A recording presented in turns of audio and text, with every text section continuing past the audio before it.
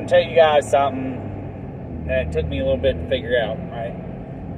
Now, see, the church, people in the church kind of like a wall. You know what I mean? Not everybody wants to be the pastor. Or everybody wants to be assistant pastor. Everybody wants to be in the spotlight, right?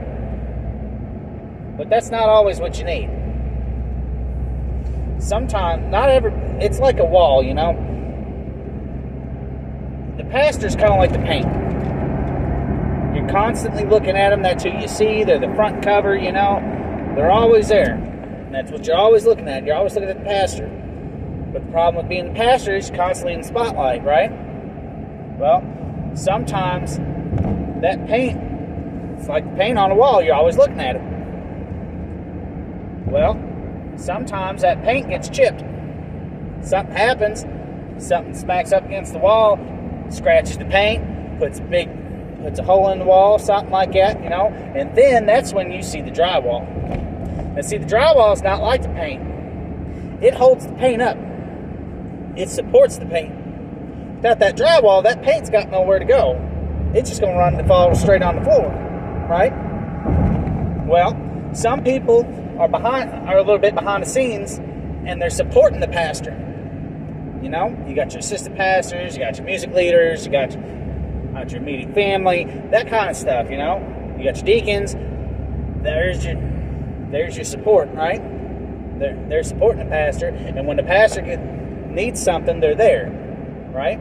That's a time for them to shine. But then, some of us are the studs. Some of the church folks are the studs, right? Now, see, that drywall, it's connected to a stud. What's that stud do?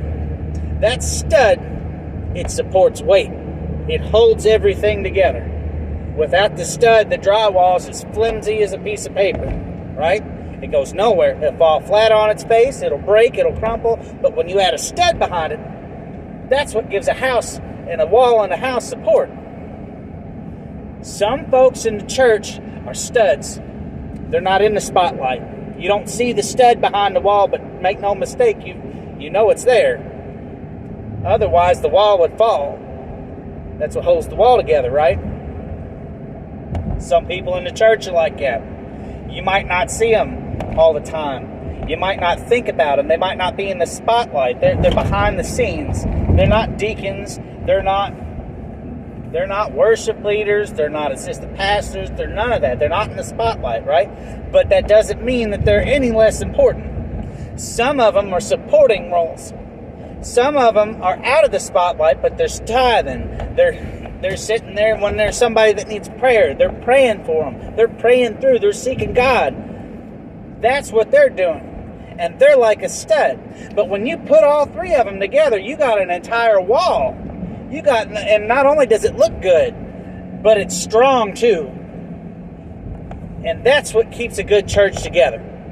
It's not only the pastor, it's not only the worship leaders or the assistant pastor or the deacons. It's not only that, but it's also just the people. The people that don't need the spotlight, that they're not out there, they're praying, they're part of the body, they're the congregation. You know, and a strong congregation backing up a strong set of deacons and assistants and supporting a good pastor that's preaching the word and telling you all the truth, that makes a strong church. And that's what we need more of today. We need strong churches, not one. There's trials coming, y'all. Stuff that make your head spin if you knew about it, right? Stuff that I don't even want to get into what all's coming. And we don't even know what all's coming. But that's what I'm saying. You're going to have to be a strong church in order to withstand the attacks of the enemy. But my point is this. Just because you're not in the spotlight, you're not up there and everybody's looking at you, patting you on the back, telling you what a good job you did every week, just because you're not doing that doesn't mean that you're any less important. You are always important to God. Always.